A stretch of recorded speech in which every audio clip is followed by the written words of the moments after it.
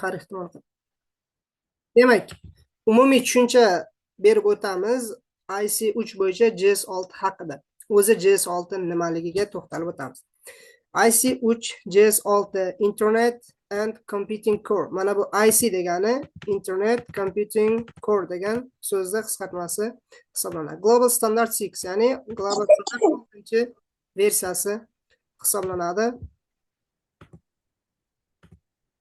Bu asosiy raqamli savodxonlik sertifikatsiyasi bo'lib, zamonaviy kompyuter va internet muhitida samarali va xavfsiz ishlash ko'nikmalarini baholaydi. Quyidagi komponentlarni qamrab oladi. Ya'ni IC3JS6 qamrab oladigan mavzular nima? Bular hardware, apparat ta'minoti, kompyuterning jismoniy qurilmalarini o'rganadi.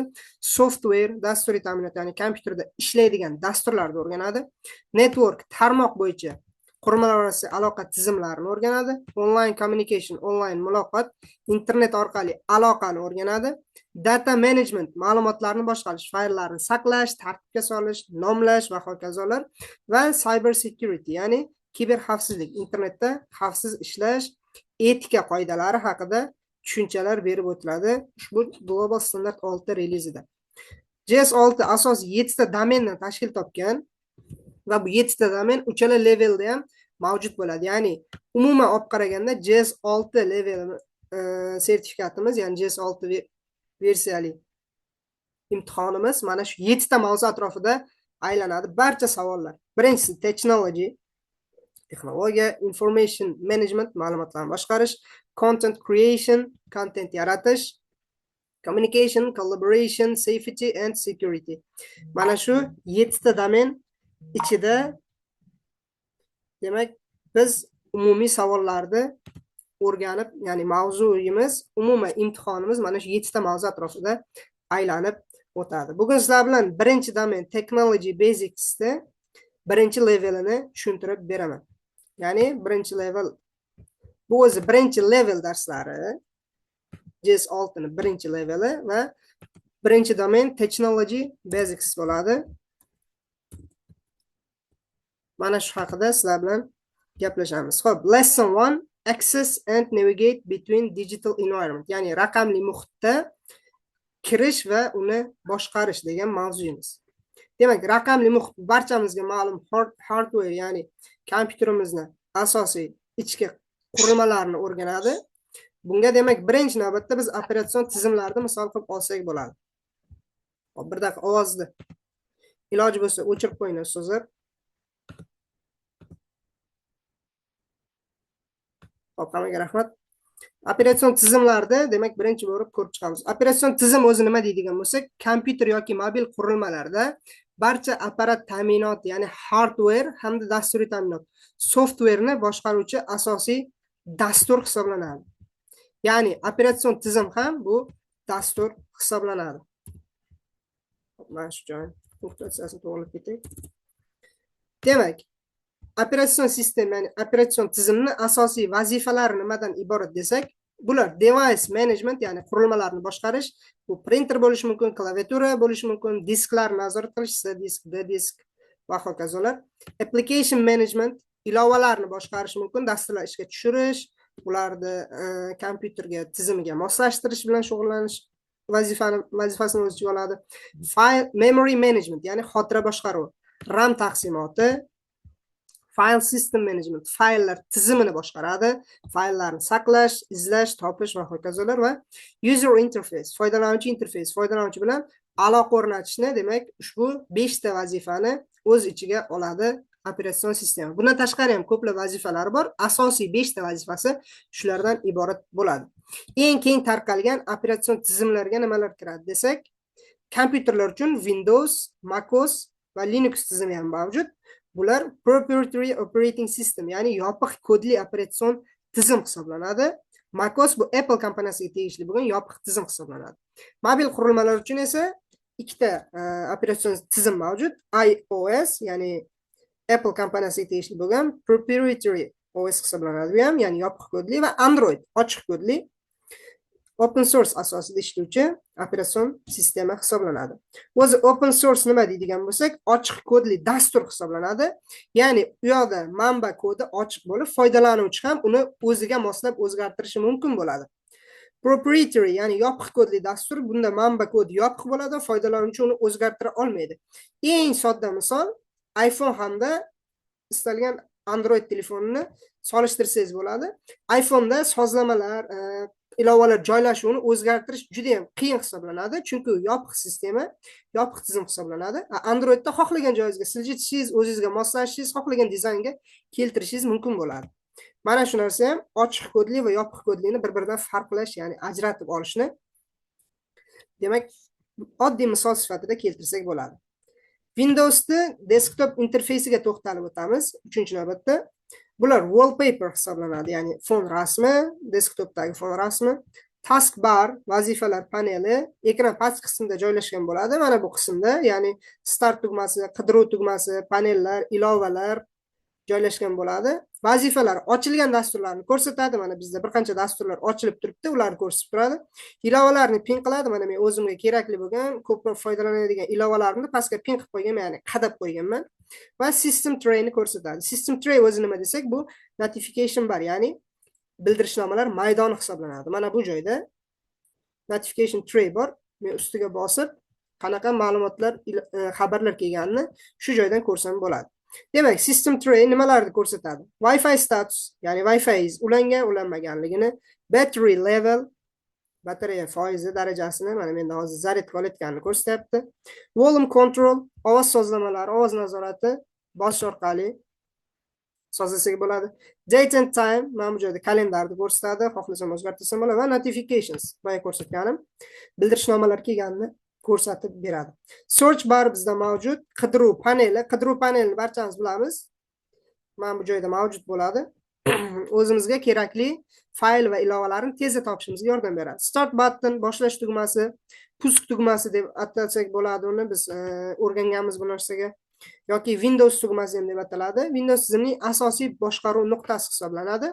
Bu yerda biz ilovalarni, sozlamalarni, o'zimizga kerakli bo'lgan ko'plab narsalarni, dasturlarni topishimiz mumkin bo'ladi. Web brauzerlar haqida ham gaplashib o'tishimiz kerak. Web brauzer o'zi nima desak, bu HTML kodini o'qib, uni grafik sahifaga aylantirib beruvchi dastur hisoblanadi. Ya'ni web brauzer ham dastur hisoblanadi. HTML ga to'xtaladigan bo'lsak, HTML barchamizga ma'lum, Hypertext Markup Language so'zining qisqartmasi hisoblanadi. Web sahifa strukturasini teglar va atributlarga asoslangan holda shakllantirib beradi. Tag nima deydigan bo'lsak, ular elementlarni belgilab beradi, atributlar uni xususiyatlarini belgilab beradi. Brauzerlardan eng mashhur 4 tasi mavjud bizda. Bu Google Chrome, Microsoft Edge, Mozilla Firefox va hamda Mac kompyuterlarida mavjud bo'lgan Safari dasturi. Bu Apple kompaniyasiga tegishli brauzer hisoblanadi. Brauzer interfeys elementlariga to'xtalib o'tadigan bo'lsak, brauzer interfeysida adres bar, ya'ni manzil satri mavjud, u yerga URL yoziladi. URL nima deydigan bo'lsak, Uniform Resource Locator, ya'ni web sahifani manzili hisoblanadi. Back forward button, back yoki forward button, ortga va oldinga degan tugma mavjud. Reload, refresh, sahifani qayta yuklash tugmasi mavjud va bookmark, xat cho'p vazifalari mavjud bo'ladi. Buni web sahifa misolida ko'rsatib beradigan bo'lsam, mana bu qismda mana ortga back degani mana bu bo'ladi, forward mana bu oldinga strelka o'ngga qarab turadi. Reload page mana obnovit stranitsa yangilab beradi va qidiruv tizimi bor bu yoqda va mana bu joyda yulduzcha bo'ladi. Odatda biror saytga kirganingizda sizga nima qiladi? Mana shu yulduzchani bosib, uni bookmark sifatida qo'shishingiz mumkin bo'ladi. Hop, mavzuga qaytadigan bo'lsak, history, tarix mavjud bizda. Ctrl H tugmasini bosish orqali, Ctrl H tugmasini bosish orqali biz avval tashrif buyurgan sahifalarimiz ro'yxatini ko'rsak bo'ladi. Va clean browsing data, demak, brauzerda yana shunaqa funksiyasi mavjud. Tarix va cookie fayllarni o'chirishga yordam beradi. Ya'ni siz qaysidir sahifaga kirsangiz, cache fayl sifatida saqlanib qolishi va xotirangiz to'lib ketishi mumkin yoki sizga misol uchun kimdir ko'rishi kerak emas bo'lgan holatda siz brauzer cache'ini tozalashingiz mumkin bo'ladi. Internetga ulanish mavzusiga ham biroz to'xtalib o'tamiz. Hop, o'z ekran ko'rinyaptimi? Yaxshi, bunda ko'rinyapti. Telegramda ham yaxshi. Xo'p, internetga ulanish mavzusini ko'rib o'tamiz. Internetga ulanish uchun bizga ISP kerak bo'ladi, Internet Service Provider. Bu o'sha barchamizga ma'lum bo'lgan Wi-Fi'miz yoki sim kartamizda aloqa operatori hisoblanadi. Internet ta'minotchisi ya'ni.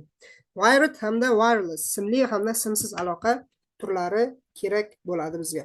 Raqamli muhit digital environment haqida gaplashadigan bo'lsak, searching engine qidiruv tizimi mavjud bo'ladi. Unda internetdagi ma'lumotlarni qidirishimiz va topishimiz imkoniyati mavjud bo'ladi. Masalan, bunga Google da misol qilib keltirilgan. Google dan tashqari Yandex bor, Bing bor, bir qancha qidiruv tizimlari mavjud. Digital environmentga tegishli bo'lgan terminlarga to'xtalib o'tamiz. Digital library, raqamli kutubxona ham mavjud bo'ladi. Bu nima deydigan bo'lsak, akademik nashrlar to'plamini o'z ichiga oladi. Email ham raqamli muhit ichiga kirib ketadi. Elektron pochta, internet orqali xabar almashishni tizimi hisoblanadi. Unda akkaunt hamda parol talab qilinadi elektron pochta manziliga kirish uchun.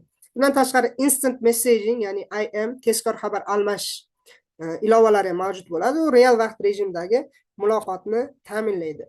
Bizni holatimizni aytadigan bo'lsak, bunga Telegram yoki Instagramdagi Messengerda misol qilib olsak bo'ladi. Cloud storage, bulutli saqlash xizmatlari internet raqamli muhitda asosiy qismlaridan biri hisoblanadi. Ma'lumotlarni masofaviy serverlarda saqlash tizimi hisoblanadi.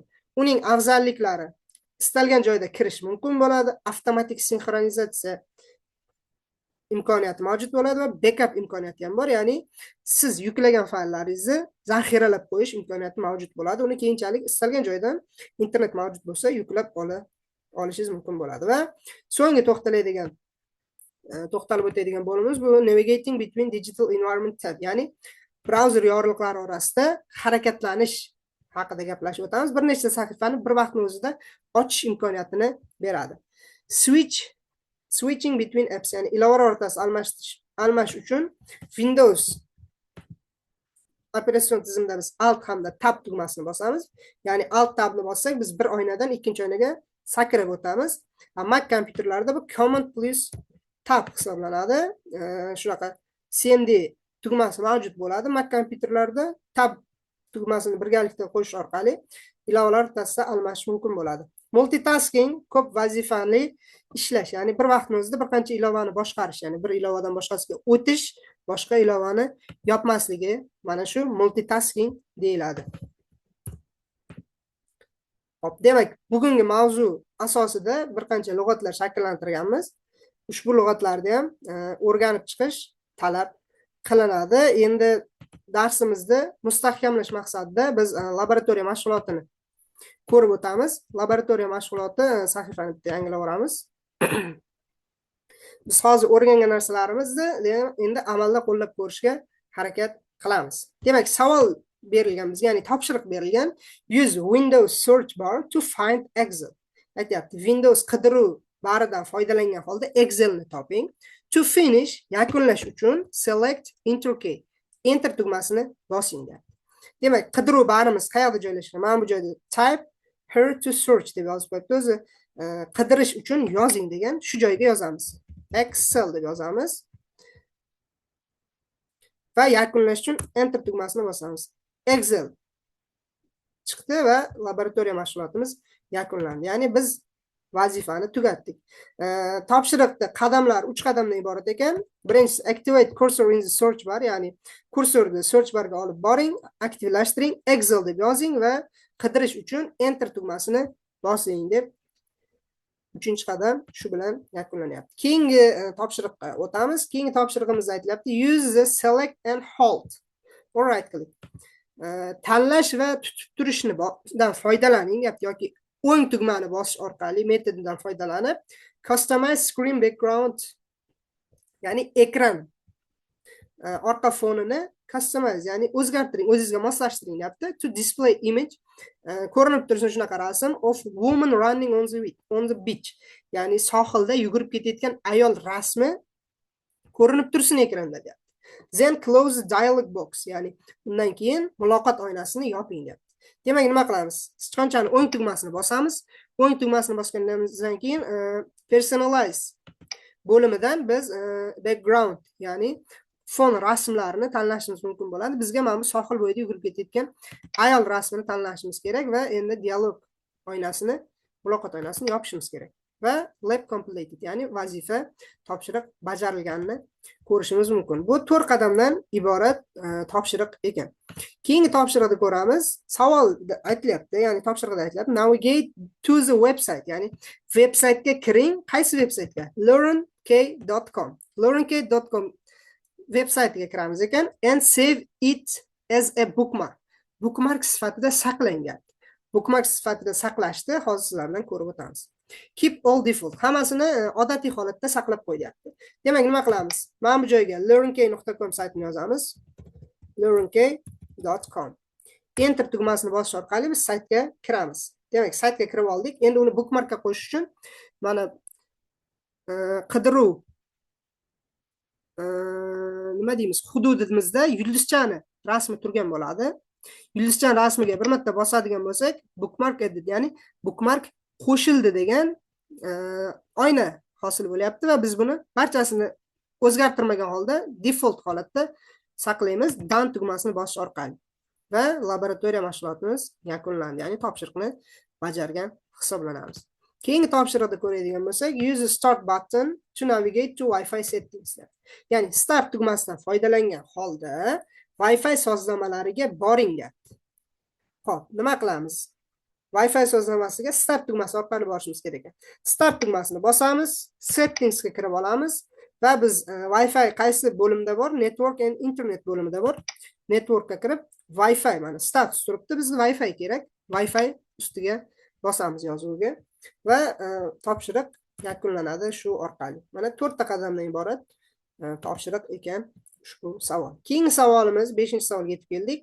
Use browse by topic option aytayapti. Topic funksiyasi orqali foydalanyapti internetdan. Digital Public Library of America, ya'ni Amerikaning raqamli kutubxonasi, ommaviy raqamli kutubxonasidan foydalandi deyapti. Beyzbol haqida ma'lumot qidirdi. Beyzbol haqida ma'lumot qidirishimiz uchun browse by topic degan nimaga yozuv ustiga bosishimiz kerak. Birinchi mana browse by topic funksiyasidan foydalanamiz va beyzbol haqidagi ma'lumotlar sahifasiga kirishimiz kerak. Mana bizda bir qancha sahifa bor, biz beyzbolga kirishimiz kerak bo'ladi. Va topshiriq yakunlandi shu orqali. Ikkita harakat orqali tugarkan ushbu topshiriq. Keyingi topshiriqqa yuzlanamiz. Use tab to open waterfall and Emerald Pool web page. Waterfall at Emerald Pool web sahifasiga o't tablar orqali biz boya web browser mavzusini o'tayotganimizda tab oynalaridan foydalanish haqida to'xtalib o'tdik. Endi buni amaliyotda ko'ramiz. Waterfall at Emerald Pools yozuv ustiga bosamiz mana. Bu tabga o'tdik. Undan keyin Hidden Canyon Trail web page, ya'ni yashirilgan kanyon traili tabga, ya'ni web vkladkaga o'tishimiz kerak bo'ladi va topshiriq shu orqali yakunlandi. Ikkita qadamdan iborat ekan. Va oxirgi savol, oxirgi topshiriq. Toolbardan foydalaning deyapti. To open Skype for Business application. Skype for Business ilovasini ochish uchun toolbardan, ya'ni mana bu pastdagi topshiriqlar bari taskbardan foydalanishimiz kerak. Xo'p, bizda bir qancha ochilgan ilovalar bor va uning ichidan Skype ni tanlashimiz kerak. Va topshiriq shu orqali yakuniga yetadi. Finish bosish orqali biz natijamizni ko'rib o'tamiz. Demak, bugun sizlar bilan o'rgangan mavzuni amaliy mashq orqali shu tartibda demak mustahkamlab oldik. Xo'p, endi sizlarga bitta o'tilgan mavzu yuzasidan savol bilan murojaat qilaman. Ushbu 15 ta savol tayyorladim sizlar uchun va bu savolni Telegram kanaliga yuborib qo'yaman. Bundan tashqari ustozlar, sizlar uchun imtihon muhitini ko'rsatish maqsadida ushbu sahifani ochgan edim. Hozir bir daqiqa. Hop.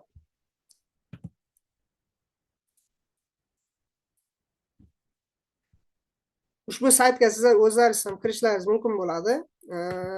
sayt havolasini Telegram kanalda qoldiraman. certiport.prismview.com saytida mana bu sahifaga kirsalaring, mana Certify sahifasiga kirsalaring, mana bu yerda test drive our sample exam degan joy bor. Ya'ni bizning sample, ya'ni namuna imtihonimizda foydalanib ko'ring degan sahifasi bor. Shunda demak examdan foydalanib ko'ramiz. Start examni bosamiz. Tutorial mavjud bo'ladi. Buni o'tkazib yuborgan holatda birinchi demak level savollari ekan. Vaqt ketdi deyapti. Demak, birinchi level savollari mana shunaqa ko'rinishda bo'ladi. Sizdan bu safety and security, ya'ni 6-domainga tegishli bo'lgan savollar turkumiga kiradi. Phishing, spyware, trojan virus haqidagi demak terminlarni moslashtirib qo'yishimiz kerak. Demak, virus bu birinchisiga to'g'ri keladi. Kompyuter shunaqa dasturki o'zini o'zi nusxalay oladi va boshqa kompyuterlarga tarqaladi deyapti. Xo'p, keyingisi program designed look harmless. Shunaqa ko'rinishdagi, ya'ni zararsiz ko'rinishdagi ilova deyapti, lekin kompyuterga ro'yxatdan o'tmasdan turib ham nima kirish imkoniyatiga ega deyapti. Bu Trojan hisoblanadi. Troya haqidagi afsonani bilsalaringiz, Troya oti degan afsona bor. O'sha afsonaga asoslanadi ushbu virusning nomlanishi. Ya'ni shunaqa xususiyati bor, u zararsizdek ko'rinadi, lekin aslida biz kompyuterimizga ancha zarar yetkazadi. Xuddi Troya oti zararsizdek deb hisoblab darvozaga kiritishgan, hamma uxlagandan keyin o'sha otni ichidan bir nechta o'sha ayg'oqchilar chiqib darvozani ochib, dushman qo'shinlari o'sha shaharni bosib olgan bo'ladi. Troya oti mana shunga yordam beradi. Bu Trojan nomi ham shu afsonadan kelib chiqib qo'yilgan virusga. Keyingi demak termin, qaysi termin ekan, uni izohi berilgan. Program that install itself, bu dastur ham o'zini o'rnatar ekan siz sistemangizga, siz bilmar ekansiz buni. Va yana aytayapti, without your knowledge, siz bilmaysiz uni siz sistemangizga o'rnatganini. And track your computer uses, sizni kompyuterni boshqarishingizni nima qiladi? Kuzatib boradi. Bu spyware hisoblanadi, ya'ni spy degani bu ayg'oqchi degani, ware degani bu malware, ya'ni zararli dastur so'zidan qisqartmasi olingan. Ayg'oqchi zararli dastur deyiladi. Va bizda oxirgi variant qoldi, phishing. Phishing nima deydigan bo'lsak, izohida keltirilyapti. Content that trick you into relieving account codes and passwords by pretending to be legitimate. Ya'ni umumiy ma'noda aytilyapti, phishing bu nima degani? Sizni akkaunt kodlaringizni va parollaringizni bilishi haqida yolg'on ma'lumot berib, sizdan pul undirishga harakat qiladi. Bu phishing deyiladi. Keyingi savol, mana bu savolda aytilyapti. Siz research paper, ya'ni tahlil yozyapsiz, research ya'ni tadqiqot ishini yozyapsiz, maqolasini maktabda deyapti. In your paper va siz maqolangizda you phrase information from article you read on the internet. Internetda o'qigan maqolangiz asosida bitta fraza keltirdingiz deyapti.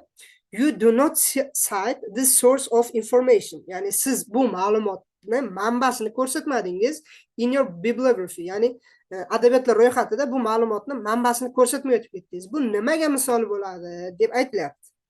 Bizda plagiarism bor, ko'chirmachilik, fair use bor, halol foydalanish, creative common use bor, ya'ni umumiy kreativ foydalanish degan narsa bor va attribution bor. Attribution bu shunaqa xususiyatki, bu content creation bo'limiga tegishli, 3-domainga tegishli bo'ladi.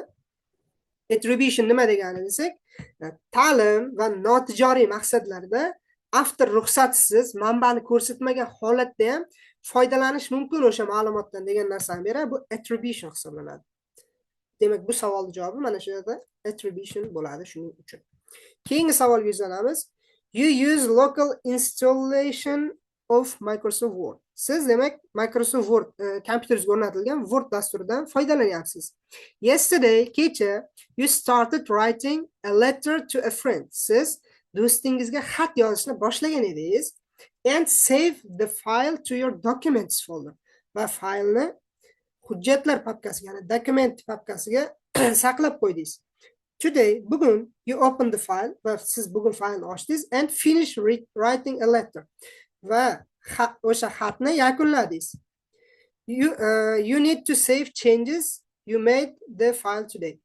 bugun yaratgan faylingizni, bugun o'sha to'ldirgan faylingizni, tugatgan faylingizni saqlashingiz kerak.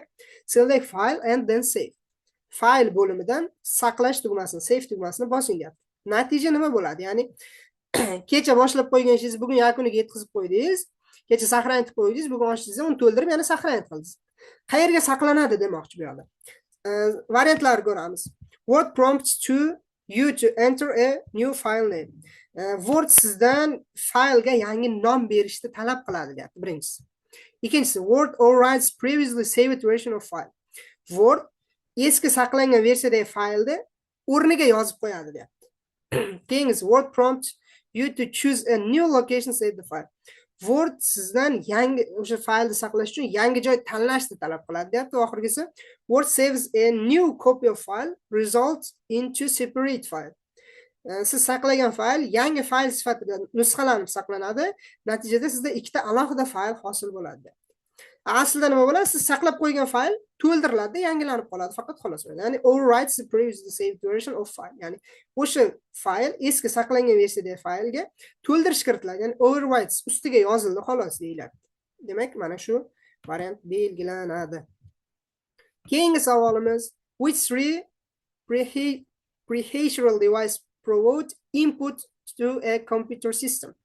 Input ya'ni kiritish qurilmasi 3 ta tanlashimiz kerak ekan kompyuter tizimiga kiritish qurilmasi. Xo'p, kiritish qurilmasi nima deydigan bo'lsak, speaker bu kolonka deyiladi, hisoblanadi, chiqarish qurilmasi hisoblanadi. Printer bu ham chiqarish qurilmasi hisoblanadi.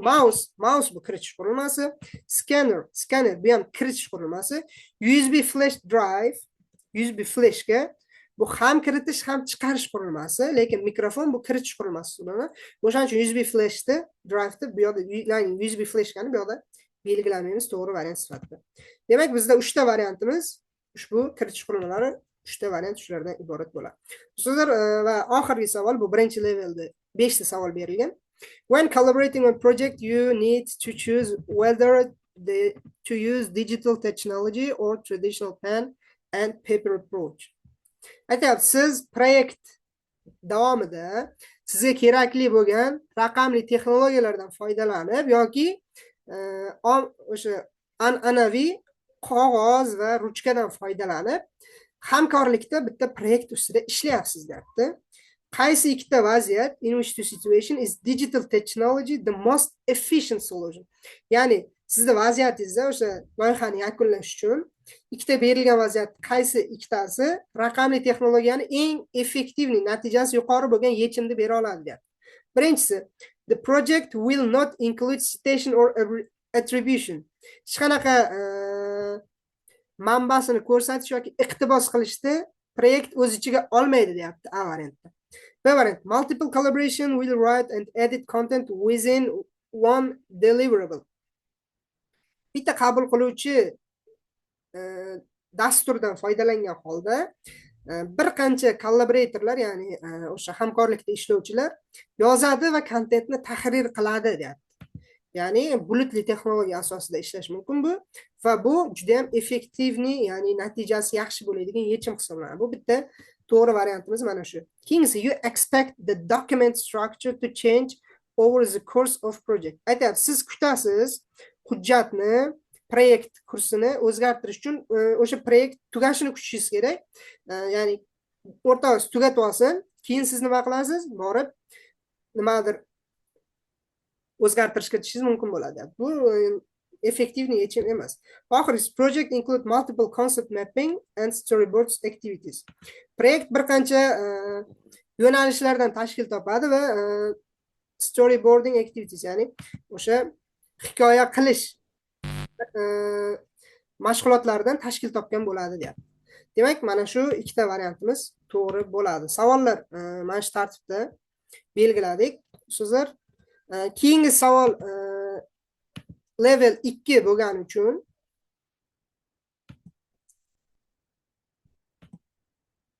uni nima qilib kiritib o'tirmadim.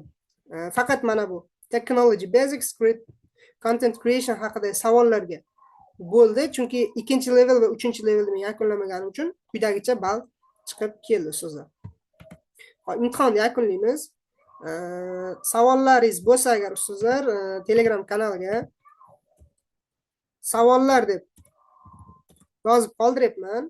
Yozma tartibda iloji bo'lsa savol bersalaringiz o'qib javob berib o'taman. Xo'p. Hop, bitta savol bo'lgan ekan. Jayna Saparova ustozimiz savoli faqat ingliz tilida, rus tilida bo'ladimi deb yozibdilar. Hozircha faqat ingliz tilida. Mart aprel oylarida rus tili ham qo'shilish ehtimoli bor, lekin aniq emas bu. Xo'p, yana bitta narsani ustozlar aytib o'tib ketaman. Sizlar savollaringiz bo'lsa yozib tursalaringiz bo'ladi. Biz kurs davomida ushbu FlexiQuiz platformasidan foydalangan holatda darslarimizni tashkil qilamiz. Ya'ni sizga nazariy savollarni, nazariy mavzularni o'rgatganimizdan so'ng o'zingiz sinab ko'rishingiz uchun quyidagicha test savollarini ishlab o'tilgan mavzuni mustahkamlash imkoniyatiga ega bo'lasiz va savollar qanday tartibda bo'ladi? Ya'ni bitta, ikkita, uchta savol misolida ko'rsatib o'taman sizlarga. Ya'ni biz kurs materiallarimiz va kurs o'tish tartibimiz qanday deydigan bo'lsak, nazariy qismini o'tib, undan so'ng mavzuni takrorlash uchun amaliy hamda trening testlarini shakllantirganmiz. Misol uchun men bu savol misolida ko'rib o'tay. Savolda aytilyapti, which is true of an intranet? Ya'ni intranet, ichki internet tarmog'i haqidagi berilgan gap. Mana 4 ta variant bor. Qaysilari to'g'ri deyapti. Ikkita variantni tanlang deyapti. Birinchi variant, it is not very secure. U juda ham xavfsiz emas deyapti, birinchi variant. Internet juda ham ya'ni maxfiyligi yuqori bo'lgan, xavfsizligi yuqori bo'lgan tizim hisoblanadi, ya'ni tarmoq turi hisoblanadi. Demak, bu variant xato. It is a private network. Bu shaxsiy tarmoq hisoblanadi. Haqiqatan internet shaxsiy ichki tarmoq bo'lgani uchun shu variant to'g'ri bo'ladi. Keyingisi, it requires a wired connection. Bu tarmoq simli ulanishni talab qiladi deyapti. Bu albatta xato bo'ladi, chunki simli simsiz mobil internet orqali ham kirish imkoniyati mavjud bo'ladi. Va oxirgisi, user must have login information to access it. Ya'ni foydalanuvchilar bunga kirish uchun login ma'lumotlariga ega bo'lish kerak deyapti. Bu albatta to'g'ri bo'ladi. Savolni belgilaganingizdan so'ng tekshirish tugmasini bossangiz, mana to'g'ri belgiladingiz deyishdan tashqari savolni mazmunini o'zbek tilida tushuntirib beradi. Ya'ni siz mavzuni ham o'rganib, ham savollarni to'g'ri yoki noto'g'ri belgilaganingizga qarab takrorlab o'tib ketishingiz imkoniyatini yaratib beramiz ushbu platforma orqali. Va savolda aytilyapti, internet bu tashkilot ichida foydalaniladigan yopiq private tarmoq bo'lib, u internet texnologiyasiga asoslanadi, lekin faqat ichki foydalanuvchilar uchun ochiq bo'ladi. Internetga kirish odatda login information, ya'ni foydalanuvchi nomi va parol orqali amalga oshiriladi. Bu tizim xavfsizlikni ta'minlash va faqat ruxsat berilgan foydalanuvchilarga kirish imkonini yaratish uchun qo'llaniladi deb savol haqida tushuncha berilyapti va bu yoqdagi terminlarni tarjimasi bilan berib ketyapti. Internet bu nima degani? Ichki tarmoq, users bu foydalanuvchilar, login information kirish ma'lumotlari, access kirish imkoniyati, private network yopiq shaxsiy tarmoq. Mana shu tartibda sizlar savollarni ham tarjimasini o'rganib, ham mavzuni mustahkamlab ketishingiz mumkin bo'ladi. Keyingi savolga to'xtalib o'taylik. Mana xato qilsangiz qanaqa tartibda ko'rinadi, shuni ko'ramiz. Which device convert data from dialog to analog? Ya'ni qaysi qurilma ma'lumotni digitaldan analogga yoki teskari tarzda analogdan digitalga o'tkazdirib, signallarni tarmoq orqali o'tkazdirib beradi deyapti. Bu modem haqida gap ketyapti. Bizda variantlarda modem, internet kabel, router, network adapter bor. Modem haqida gap ketyapti, lekin misol uchun router tugmasi variantini tanladim. Bosadigan bo'lsam, yo'q, xato belgiladingiz. To'g'ri javob modem deydi. Endi nima uchunligini tushuntiradi. Savolda raqamli ma'lumotlarni analog signalga va analog signalni, ya'ni raqamli ko'rinishga o'zgartiradigan qurilma so'ralmoqda. Bu jarayon modulyatsiya, ya'ni digital to analog va demodulyatsiya, analog to digital deb ataladi. Ushbu funksiyani bajaradigan qurilma modem, ya'ni modulator plus demodulator so'zlarini yig'indisi sifatida modem degan so'zga kelib chiqqanini tushuntiradi. Mana modem tarmoq orqali signalni uzatishda ma'lumotlarni signal formatiga moslashtiradi va qabul qiladi. Uni qayta raqamli ko'rinishga ham o'tkazdirib beradi. Endi savolda ishlatilgan iboralarni, terminlarni tarjimalari quyidagicha. Device degani qurilma degani, convert o'zgartiradi, digital raqamli, analog bu analogli, transmit uzatmoq, signal network tarmoq, modem bu boya aytdik, modem, modulation bu raqamlidan analogliga, demodulation degani demodulyatsiya, ya'ni analogdan raqamli ma'lumotga ko'rinishga o'tkazdirib beradi. Xo'p, kurs qachondan boshlanadi? Kurs juma kunidan boshlaymiz, xudo xohlasa. 13-fevral bo'ladi. Xo'p, kurs haqida, narxi haqida bitta post tayyorlaymiz. Kanalda e'lon qilamiz. Narxi hozir aytaman, bir daqiqa. Xo'p, Telegramda ham bir qancha savollar ketdi. Xo'p, ustozlar, kurs narximiz 700 ming so'm. Bitta level uchun. Ustozlar, ikkinchi, uchinchi levellarga hali qabul ham, kurs ham tashkil etmaymiz. Faqat birinchi level uchungina bu narx amal qiladi. Xo'p,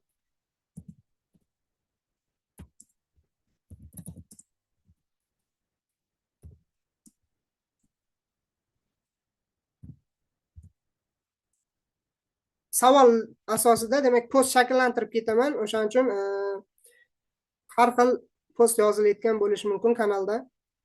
Xo'p, faqat Toshkentda tashkil qilinadimi yozishibdi. Imtihonlar hozircha Toshkentda, viloyatlarda ham bo'ladi, talabga qarab. Video zapis tashlaysiz. Guruhga ham, kanalga ham video zapis tashlayman. Ustoz, kurs qanday o'tiladi? Ochiq guruhdami yoki yopiq tashkil etiladimi?